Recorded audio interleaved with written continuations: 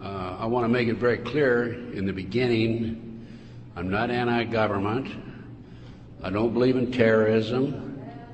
And I want to make it especially clear that there are a lot of good people in the FBI and the CIA, naval intelligence, army intelligence, military intelligence, NSA.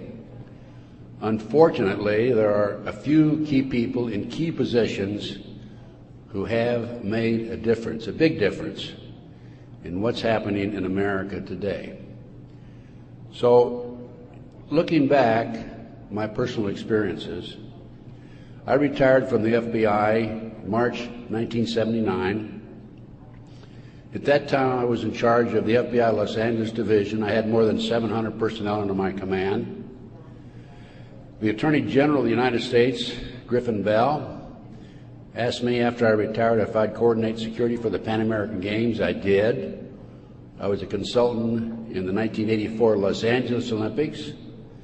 I was a consultant for former Governor Jerry Brown, California Narcotic Authority. So I do have credentials. My first and credibility, believe me. Now, if you read the internet, you may not think so, because there are some heavy-duty FBI informants out there like Stu Webb and Barbara Hartwell, who are MKUltra mind control victims, CIA mind control victims, who are making all kinds of disparaging remarks about me. But I don't want to deal with those people, because if you read their material, you'll see that it's designed to discredit people like me, former State Senator John DeCamp, and other leaders who are trying our best to expose what's happening in America today, and actually around the world. Let's go back to 1776, May the 1st.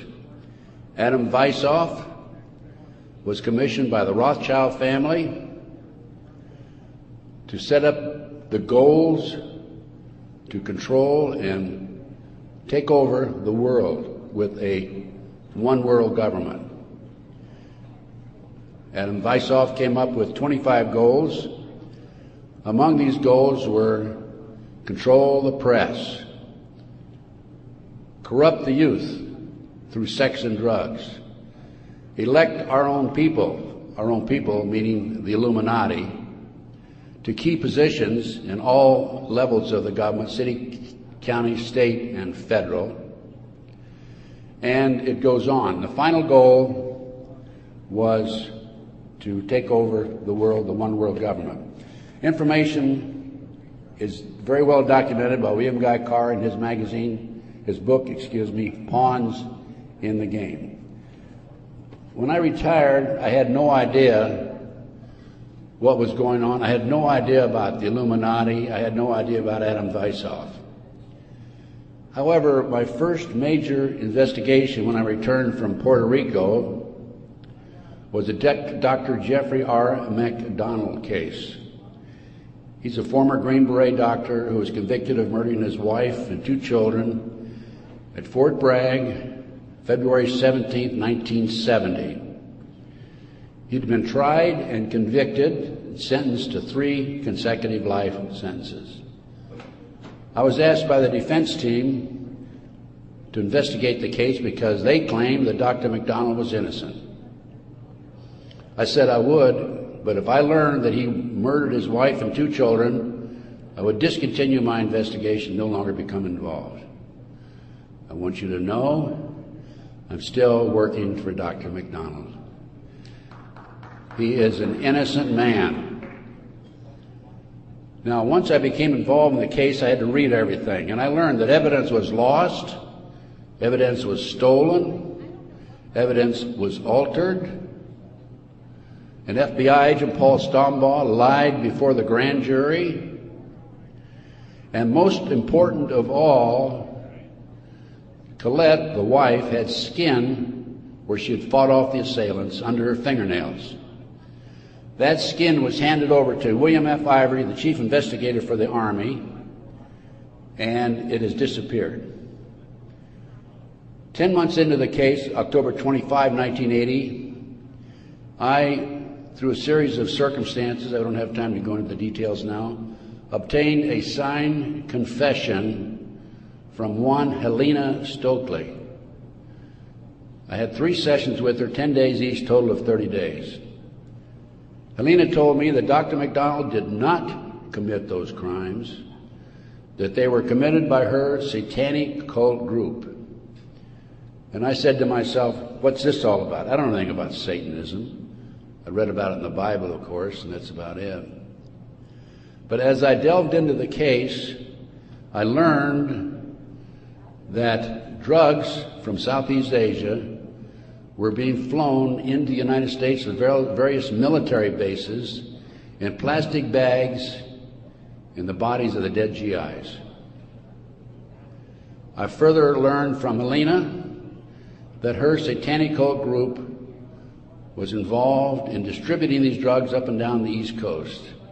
They were mad at Dr. McDonald because he was abusive to the cult members and the GIs who went to the civilian hospital where he was moonlighting for relief of some sort.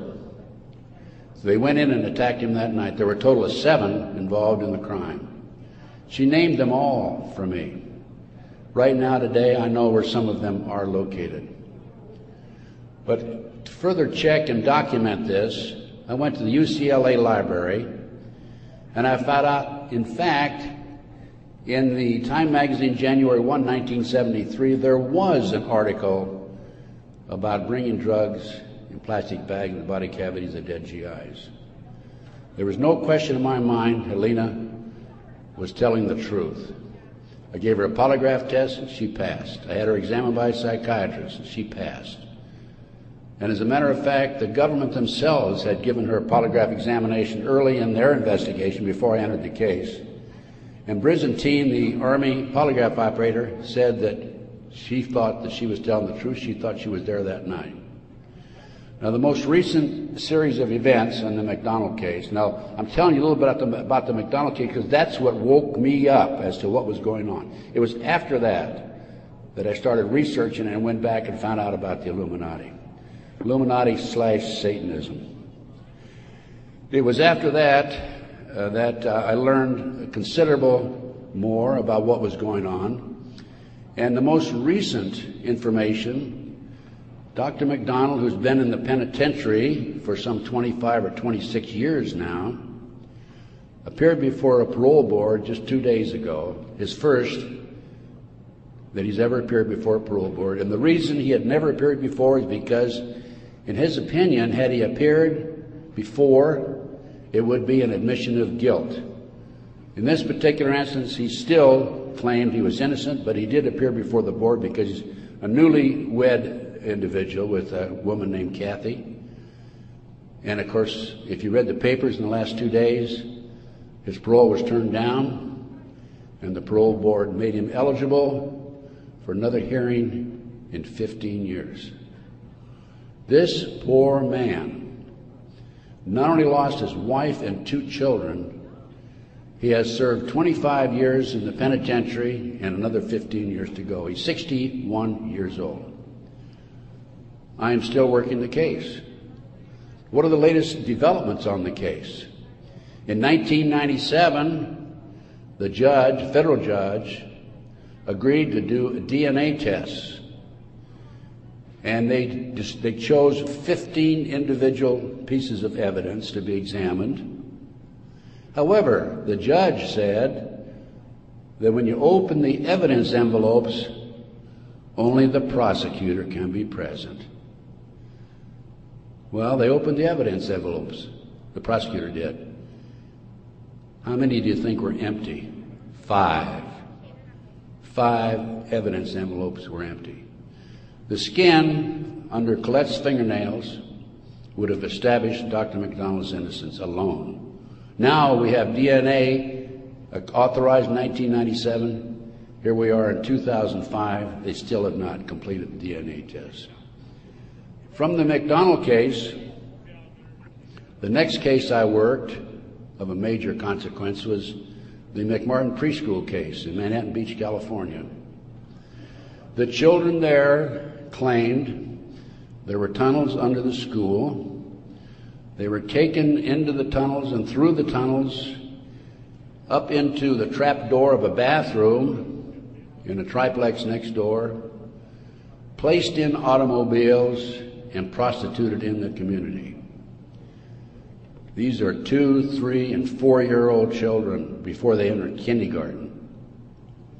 In addition, the children claimed that they were flown into the mountains where they were involved with adults in robes, black robes, chanting, candles.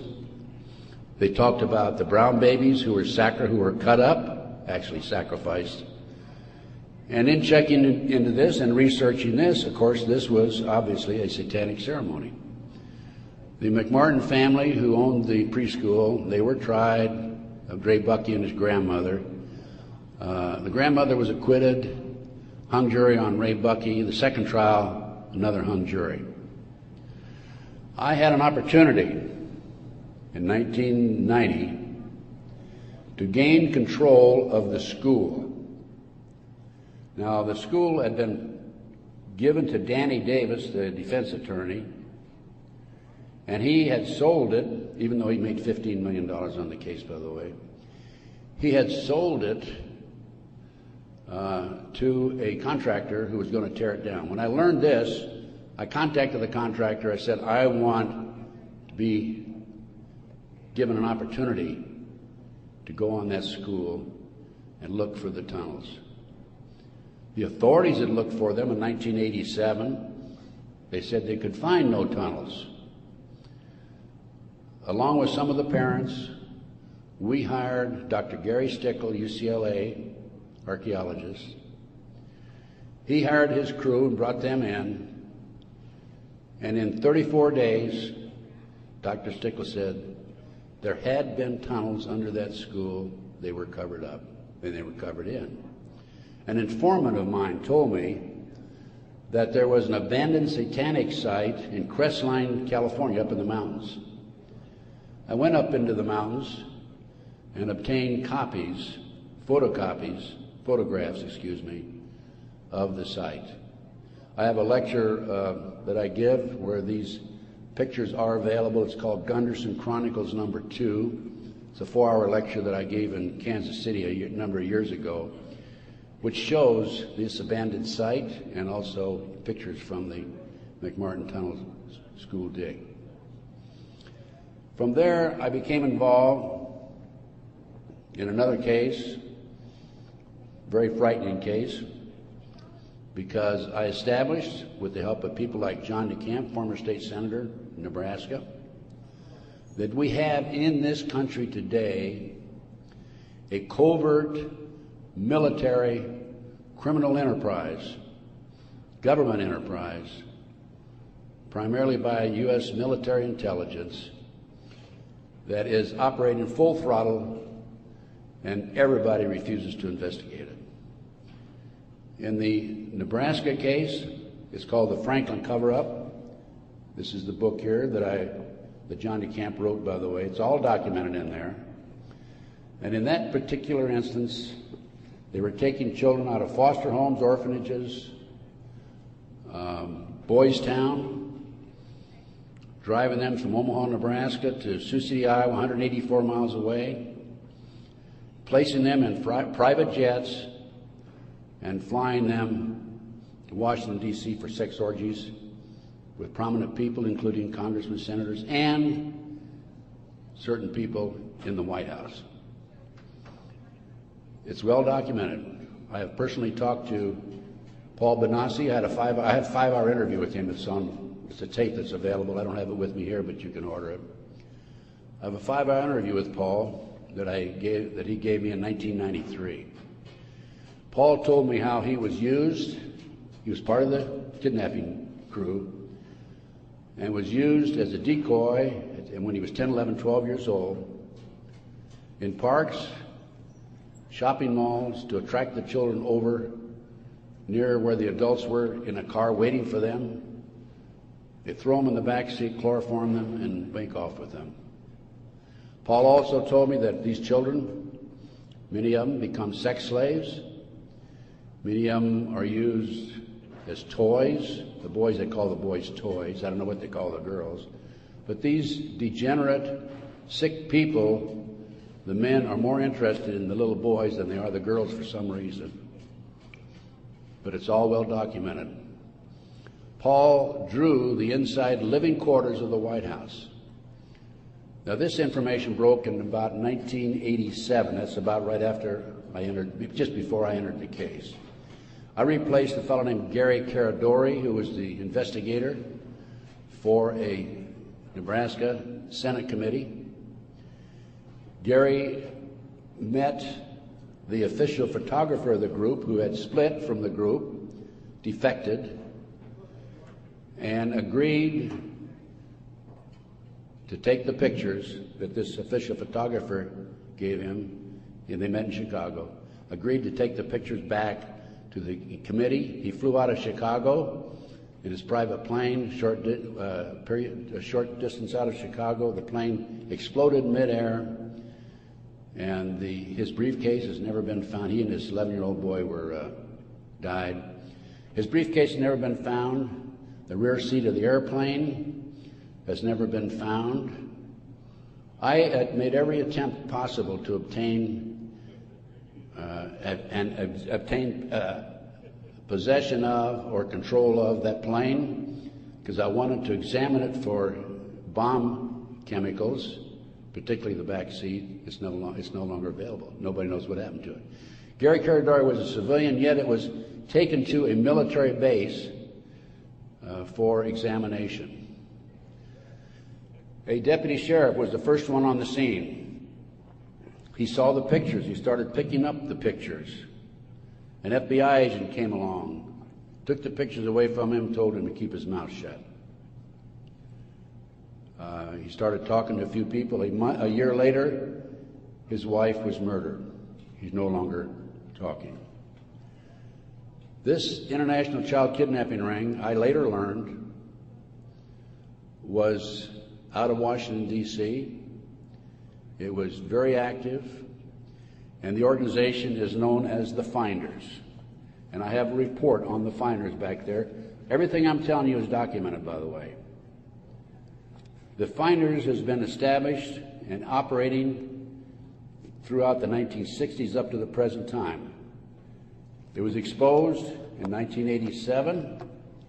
They moved their operation to Wichita, Kansas, and they're operating right today in Wichita, Kansas. I have taken my report to the FBI a half a dozen times, demanded an investigation, and I have yet to be interviewed. So we have the Finders, we have the Franklin cover-up, which documents what I'm telling you. We have the pawns in the game. Pawns in the game is the Illuminati. This is the Illuminati/satanic movement in this country today. And the last thing I'm going to mention in the way of a book is why Johnny can't come home. Johnny Gosch was, September the 5th, 1982, a newspaper boy on a Sunday, and he was about to deliver his newspapers in West Des Moines, Iowa. He never delivered any newspapers. He disappeared. The mother, Noreen Gosch, was dumbfounded, didn't know what happened, demanded an investigation of the FBI and by the West Des Moines Police Department. The chief of police in West Des Moines said to her, even though he's disappeared, we do not have any witnesses who saw him being grabbed and placed in a car or being taken control of. So we're not going to investigate it. The FBI used the same premise. They refused to investigate it. Now, I've been involved in kidnappings in the FBI, and I can tell you that it's automatic within 24 hours, at the end of 24 hours, that we had to go in my day, this was back in the 50s, 60s, and 70s, we had to go in and start investigating the case after they've disappeared for 24 hours. Today, as I stand here and you sit there, The children are disappearing in this country at the rate of 83 per hour. That's over 700,000 children a year. Now, I can go back to July 1982. The Reader's Digest claimed there were 100,000 children disappearing every year. There's another statistic that I find very interesting, and that is that it is estimated 2,500 children are kidnapped and murdered in this country every year. That's an unbelievable figure. Yet, the FBI refuses to investigate it. Now, after the Nebraska case, and part of the Nebraska case, most recently, we have a young man named Jeff Gannon, who has appeared in the White House using a fraudulent press pass. This has happened within the last month. Certain people in the White House were questioning him and were suspicious of him because when he would engage in a press conference with the president, President Bush, he was asking what they called soft questions. Soft questions meaning the president would have an answer for them, he'd look good. Somebody started checking into his background. They learned that he was actually an individual named Jim Guckert. This is all on the internet, by the way. And Guckert had a homosexual website. So Jeff Gannon is an alias of Jim Guckert. Now, his picture appeared in the internet, and he is believed to be Johnny Gosch, who was kidnapped September 5, 1982. The mother, Noreen Gosch, who wrote this book, Why Johnny Can't Come Home, I have a 2-hour interview with her on video, available again if you want to check my order blank. She did not sit still for this. Can you imagine if the 83 mothers of children who disappear every hour would do what Noreen Gosch has done? We wouldn't have this problem today. She went to the FBI, demanded an investigation. They refused to investigate. The police refused to investigate because the case tied into the Franklin cover-up. Some of our top politicians in the country, leading businessmen, Harold Anderson was identified by the children, past publisher of the Omaha World Herald. The head of the Nebraska Forestry Service was identified by these children. There 80 children came forward in this Nebraska case. And it goes, as I said, right up to the White House. In 1987, according to Paul Benassi, he was furnishing toys, or little boys, young boys, to the sick people, certain sick individuals, in the White House itself. I have the names of some of these people. No need to mention it here. Some of them are mentioned in the Franklin cover-up. But it does appear that Jeff Gannon is, in fact, Johnny Gosch. Noreen Gosch, the mother, has looked at the pictures. She believes it's Johnny Gosch because he has a scar on his right cheek about the size of a nickel. It's white. Gannon has a scar there also. Little Johnny Gosch had a birthmark on his left chest about 8 inches long. From looking at pictures of Jeff Gannon on the internet, it appears that he had a birthmark at one time, and there's been an attempt to erase it. I personally talked to one of the youngsters who was involved in this network. I've talked to several of them. And he assures me that Jeff Gannon is, in fact, Johnny Gosch. Well, how did Johnny Gosch get from West Des Moines, Iowa, 12 years old, all the way with the phony press pass into the White House as of a few weeks ago? Well, what happened to Johnny is that he was transported from West Des Moines, Iowa to Sioux City. He was placed on a farm for 3 weeks, sexually molested. He was taken to the mountains in Colorado, placed in a cage in a house of some sort, or a cabin, and then later he was used as a sex slave. They didn't kill him, they didn't sacrifice him, although a number of these kids are sacrificed in satanic ceremonies. Now, he escaped with another young man. They stole a car, and in 1997, Johnny knocked on his mother's door at 2:30 in the morning, Noreen Gosh, and said he wanted to talk to her. He was there with another young boy. He came in, he told Noreen, he says, "Mother, I was kidnapped. I've been placed in a covert military CIA-controlled, mind-controlled project and used as a sex slave." He said, "I can't come forward at this time, so they will kill me." And then he left. Noreen says that's the last time she talked to him, 1997.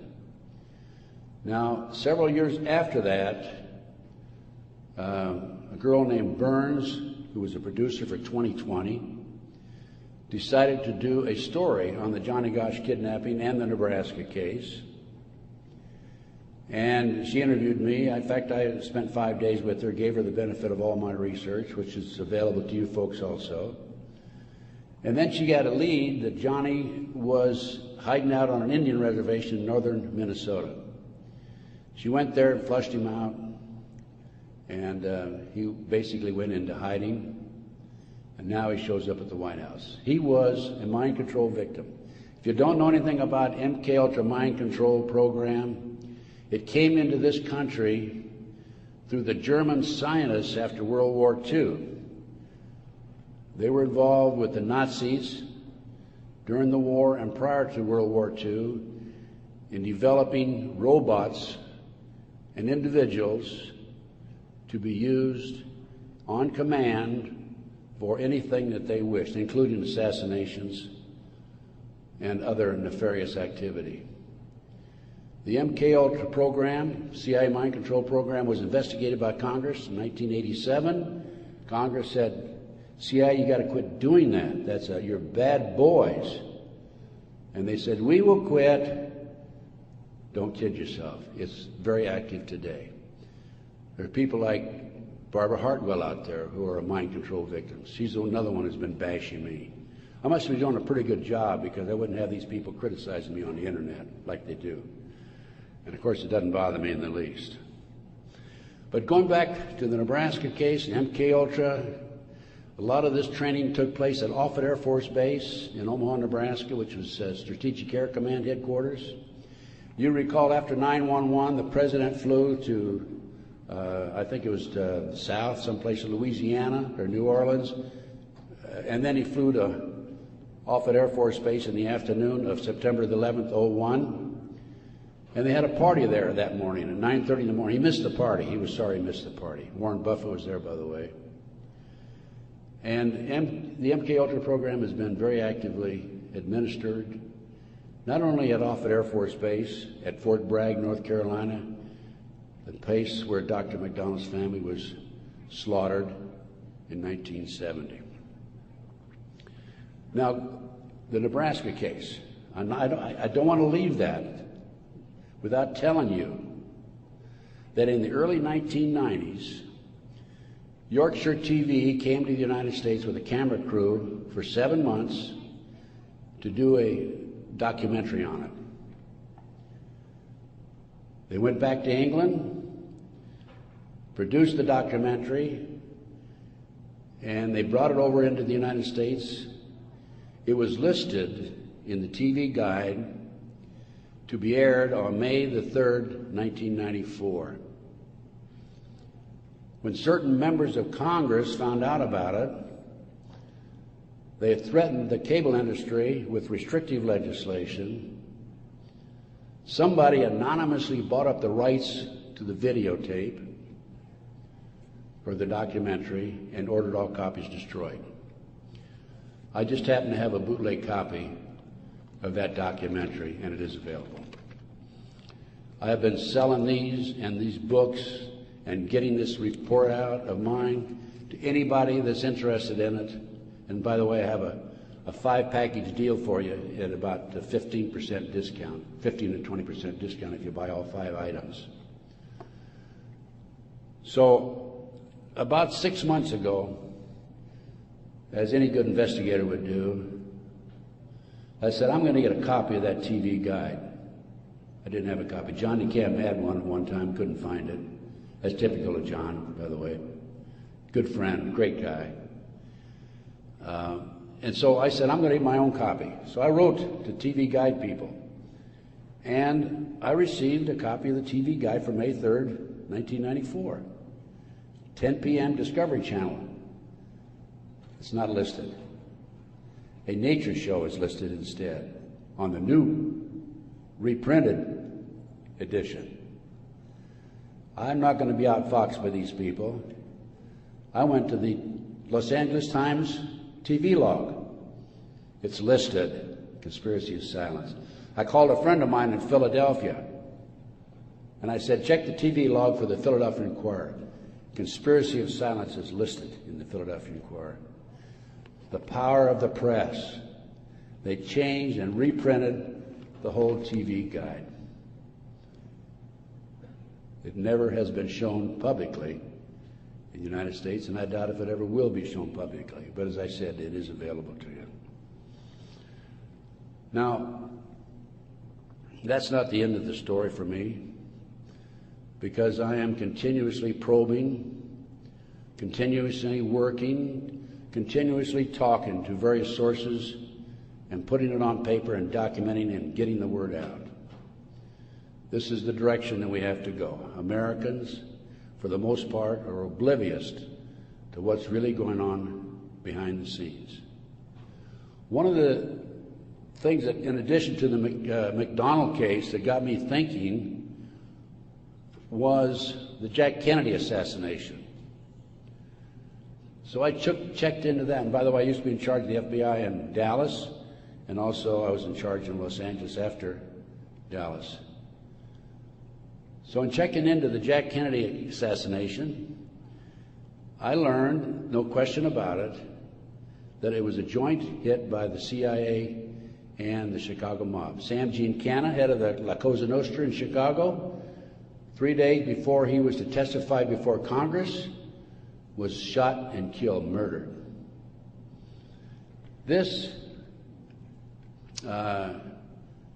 encouraged me to do some more checking into some of these national terrorist acts that have taken place and other cover-ups in the United States. I interviewed the naval intelligence officer who on December 4th, 1941, received information that the Japanese were going to bomb Pearl Harbor.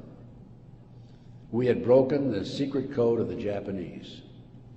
He told me personally, on December the 4th, he gave it to his superiors. They passed it up the line. After Pearl Harbor, he was subpoenaed to testify before Congress. His boss called him in and said, don't worry about it, don't respond to the subpoena. Someday you'll know why. He never did testify before Congress. And he recently passed on, by the way. So we have not only a cover-up in these other areas, but looking at the national picture, Pearl Harbor. And look at Waco. The military was involved in destroying and shooting and killing, and also the FBI, women and children in Waco. They used tanks, military tanks, in violation of posse comitatus, which is a law that says the military cannot be used to enforce a civilian population. They got away with it. There's an interesting story. I did some research on Waco. As I've told you, I've done a lot of research.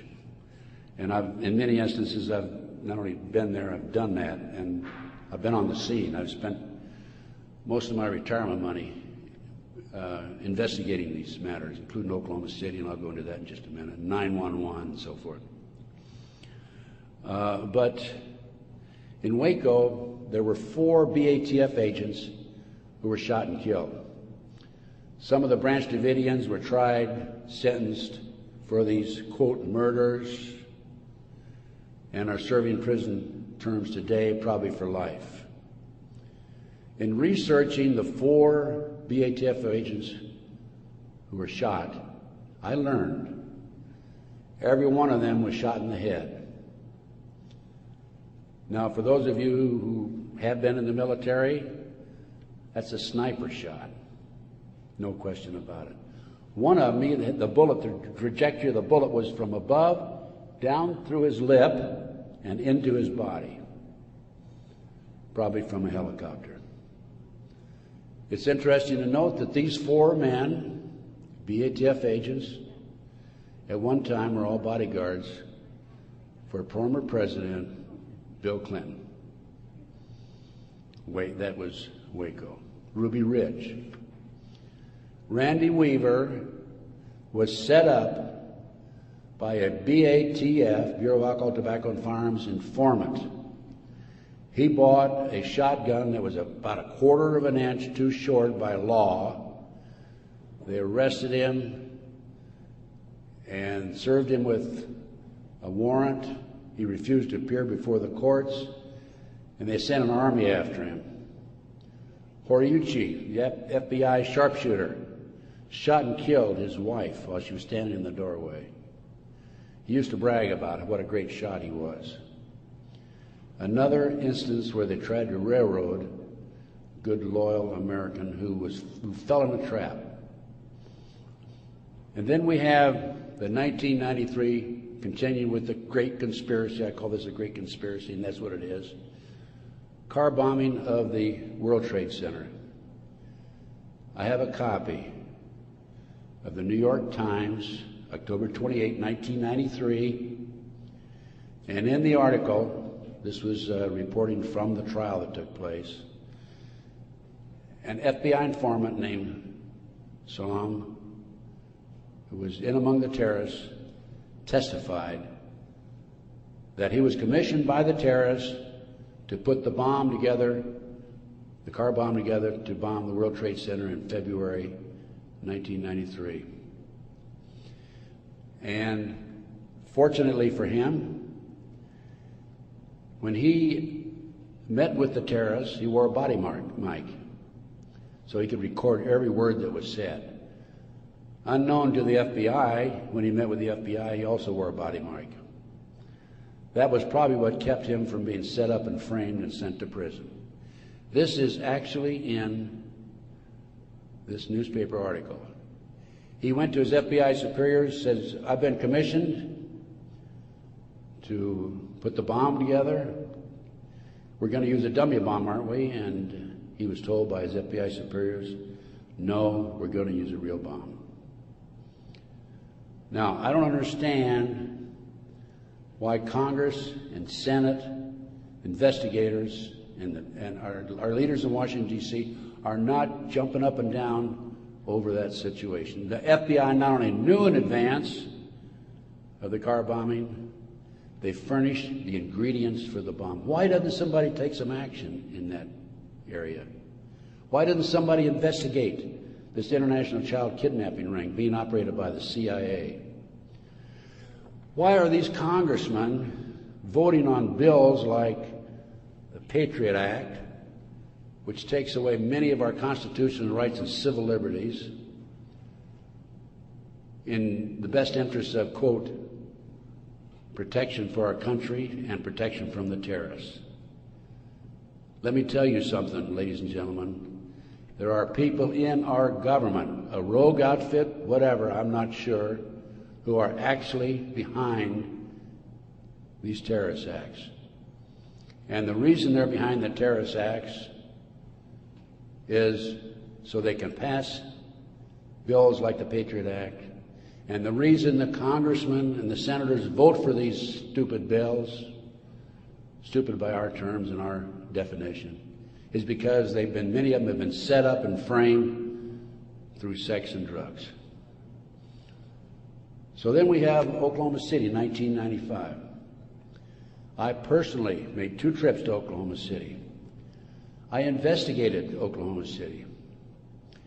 Because of my report, the defense attorney for Timothy McVeigh sent 2 of his investigators to interview me. I spent 4 hours with them. Actually, I got a lot of information out of them. For example, they told me that they were allowed to tour the remains of the Murrah building in Oklahoma City in the presence of a U.S. Marshal, but they were not allowed under any circumstances to take soil samples or to pick up any evidence for examination. Stephen Jones was their attorney. I heard that they were going to tear down the building. Now, you can trace bombs through what they call the taggants, the chemicals. When I heard this, I called John DeCamp. I said, John, we've got to prevent that building from coming down. And I actually called an outfit in Chicago, the Pat Kennedy Group, who were specialists in examining evidence of this type. And John called McVeigh's attorney, Jones, and because John had a client he was representing who was involved in the case, Jones said, I'll handle the paper, we'll have a hearing, we will prevent that building from coming down. The next thing we heard, the building was coming down. John called Jones, what's going on? And he had no good answer for it.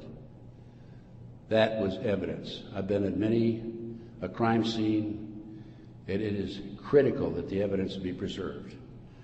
That was a huge cover-up. McVeigh wrote a letter to his sister. McVeigh was in Special Forces. The government says, military says, oh no, he flunked out. He didn't flunk out. He was recruited out of Special Forces, according to him, a letter he wrote to his sister, to be trained to be a CIA assassin and also to work for the CIA international drug operation, both against the competition and for the CIA pro-drug people.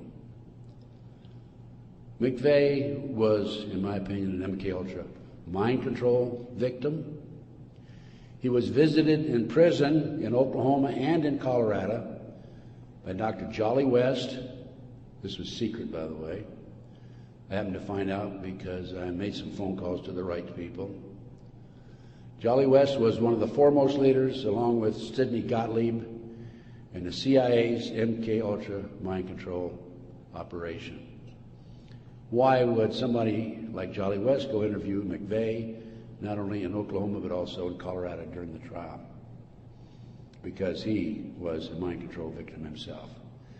At one time, it was reported, I think in U.S. News and World Report, that McVeigh had a microchip in his buttocks.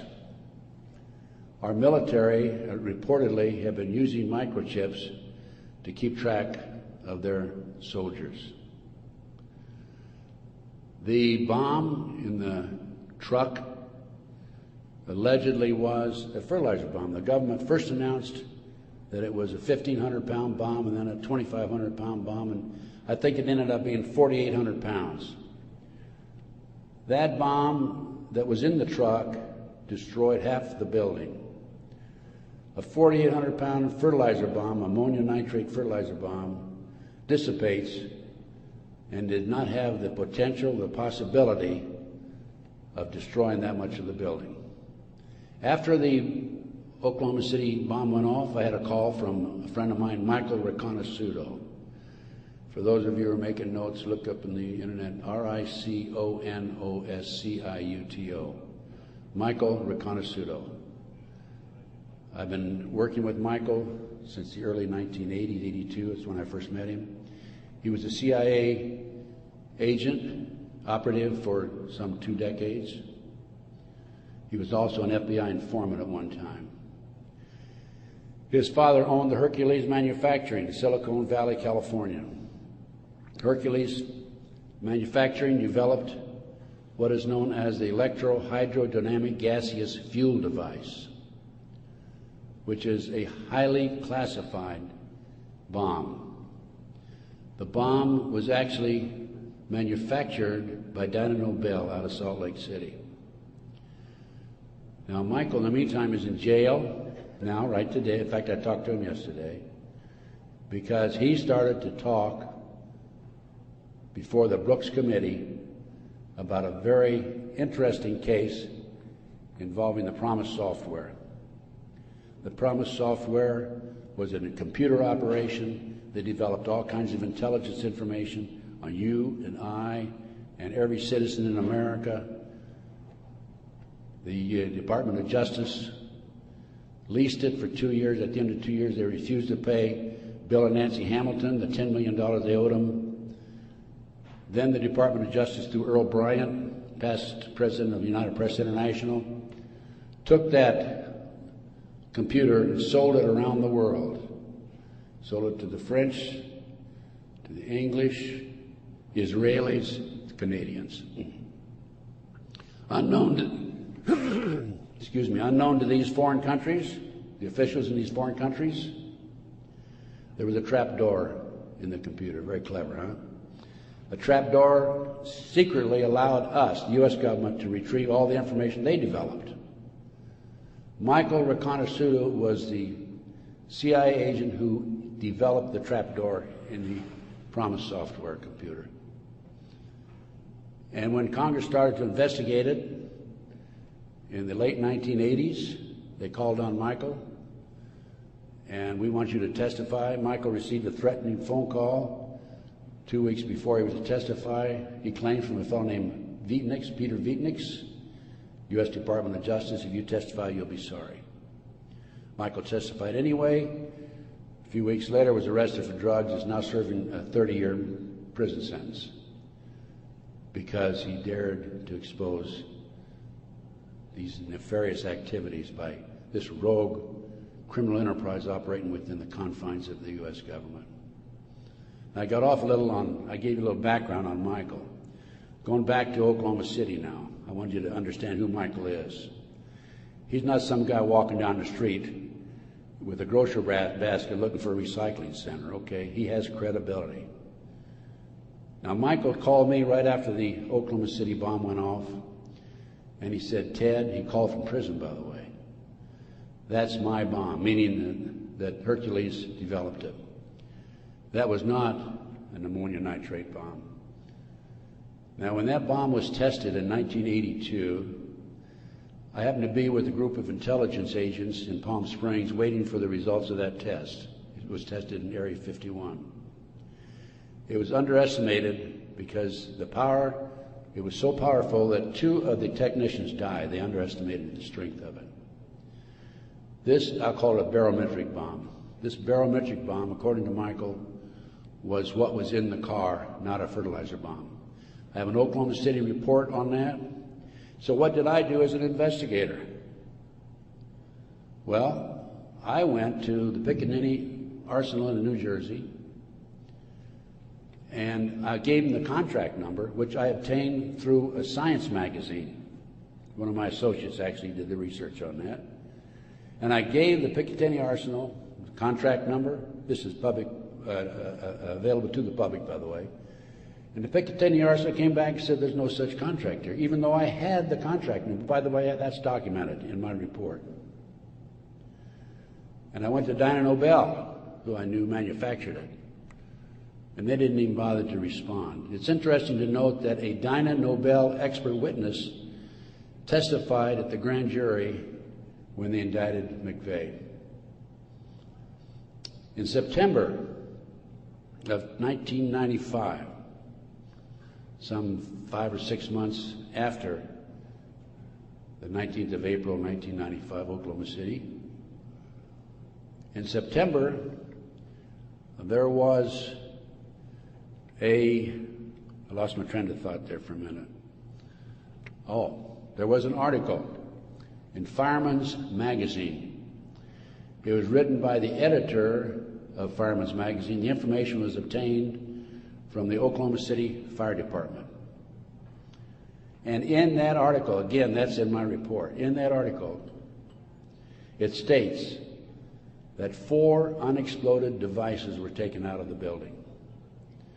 When people were in the building after the bombing, dying, they discontinued the rescue efforts for some 5 hours while they carried out a bunch of government files, men in blue suits of some sort, sweatsuits. So what I'm telling you is Oklahoma City was perpetrated by certainly people other than McVeigh and Nichols, and now Roger Moore, if you read the paper recently, the gun dealer who claims that he was robbed of his guns in Arkansas and that money was used to finance the Oklahoma City bombing. Roger Moore has been accused by Terry Nichols of being involved in it. Roger Moore denies it. Roger Moore, at the time of the Oklahoma City bombing, was an FBI informant. I had an inside investigator in Oklahoma City tell me that there were at least 11 other individuals involved in Oklahoma City. Okay, that brings us up. We've gone through Pearl Harbor, Waco, Ruby Ridge, car bombing 93, Oklahoma City 95. That brings us up to 9/11. As I said, Michael's in prison. I'm his, quote, investigator of record, which means I'm like an attorney. I should have access to him on a regular basis. I represent this man. For a year prior to 9/11, actually a year and a half, I tried to get in to see Michael. He was in prison in northern Pennsylvania. I was in the Philadelphia area. The Bureau of Prisons would not allow me to see him. I finally was able to talk to Michael in January 2003. I flew to the East Coast, spent 3 days with him. Michael told me that he had developed information from among his contacts in advance of 9/11 that they were going involved in using missiles, airplane missiles, and they were going involved in skyjackings. They were training Arab terrorists, and also he knew the identity of the person in the United States, an Arab who lived in Paterson, New Jersey, who was the leader of terrorist activity by the Arabs in this country. Now, Michael had this information because, you're saying, how can Michael develop this information being in prison? Because I met with Osama bin Laden, along with Michael, and along with the State Department representative in the spring of 1986. At that time, I was contacted by a former top Ronnie Reagan official who said, can we help the Afghan rebels? They were our friends then. And I called Michael, I said, what do you think? And he said, let's meet. So there was a fourth fellow there. We didn't know at the time it was Osama bin Laden. Is actually used the name Tim Osman, traveling under Turkish passport.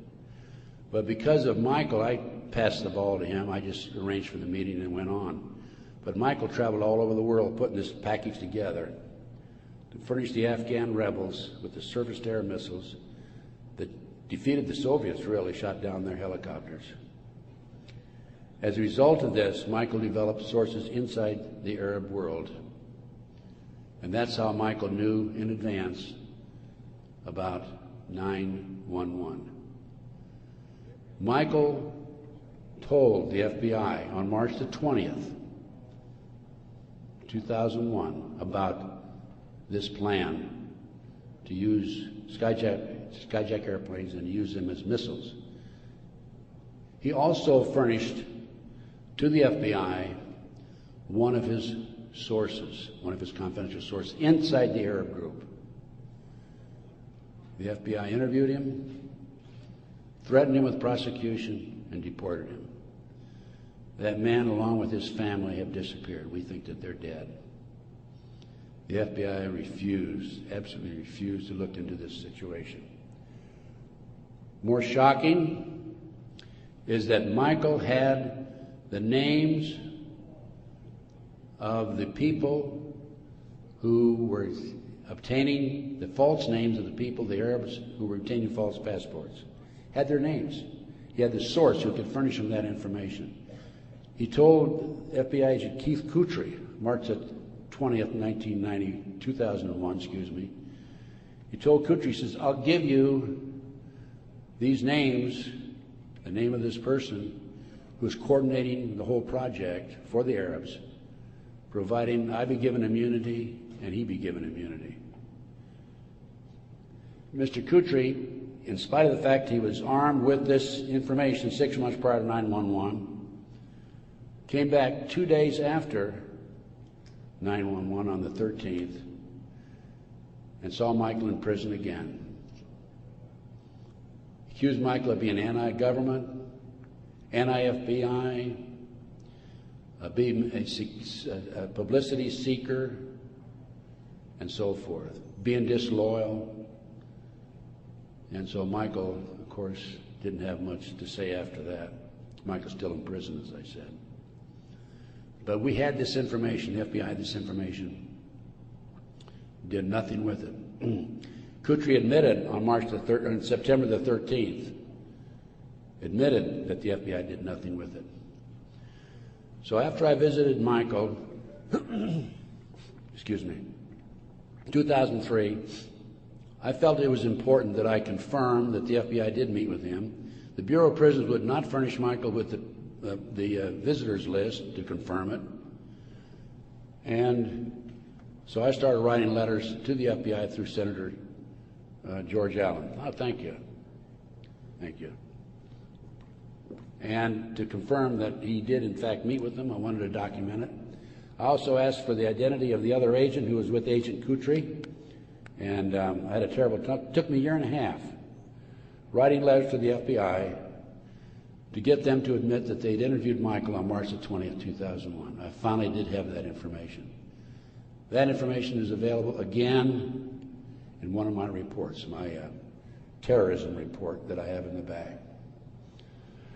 So that basically brings me up to the present time. I think my time is up. But I feel compelled, as a former FBI agent, I had all this training, and I feel compelled to do everything I can to educate as many fellow Americans as I can as to what's going on behind the scenes. We have been operated and orchestrated primarily by U.S. military intelligence, covert criminal enterprise involving the FBI and the CIA, active in this country today. It's being covered up right from the beginning. They're using FBI informants to set up and frame people. By the way, they tried to frame me on a drug deal back in 1984. It didn't work. The girl that they used to try to frame me contacted me, said, I need to meet with you. We met. She told me the whole story. I took a signed statement from her. Her name is Pam Fawcett. And I said to Pam, Pam, you're working for these people, the DEA and the FBI, and Modesto, by the way. She was making phone calls to me. I said, you're working with these people trying to set me up. Why have you, and of course, in the phone calls, she kept saying, trying to get me to make admissions that had knowledge of a felony, and I wouldn't. I said, I don't have any knowledge of that, or was involved in a felony, actually.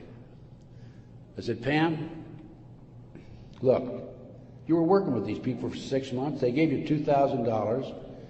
You had the run of the FBI office. You had your own coffee cup. Why did you come to me and tell me this now? And I'd helped her, give her a little advice about her 14-year-old son in the interim, talking back and forth as any individual would do who might be able to help.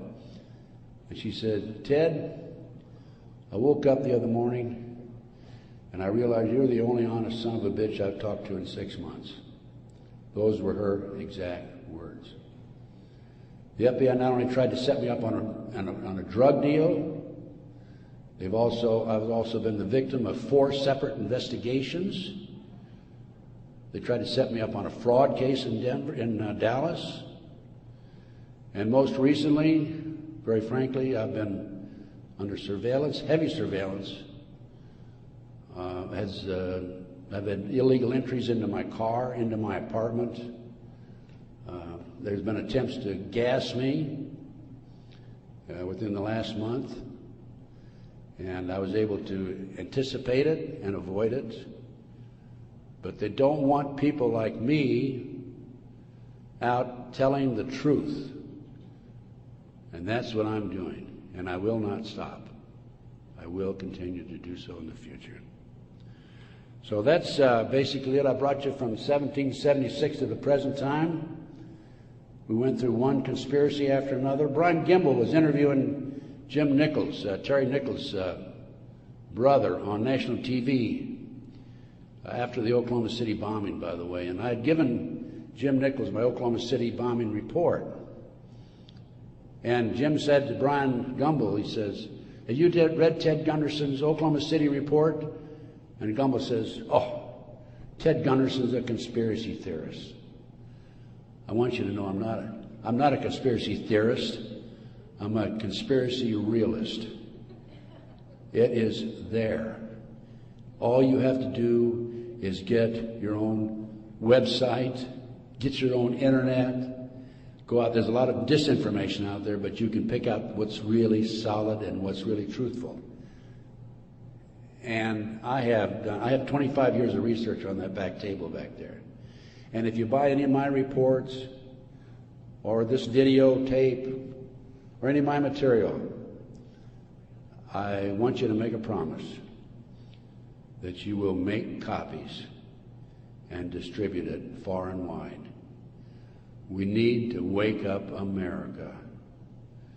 Right now, let me emphasize again, I'm not anti-American. I don't believe in violence. I believe in change through legal means.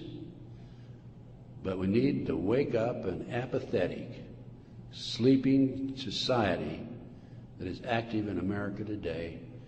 And this not only ties into MK Ultra, CIA, it ties into Satanism. There are approximately 4 million practicing Satanists in America today involved in the Nebraska case. And I can go on about satanic cults for another hour, but I think my time is almost up. I might mention that, speaking of Satanism, there are between 50 and 60,000 human sacrifices, according to 3 different sources, in this country every year. The satanic cults operate secretly. The satanic cults are, along with our covert criminal enterprise within the government, a serious threat to our society. And I thank you very much.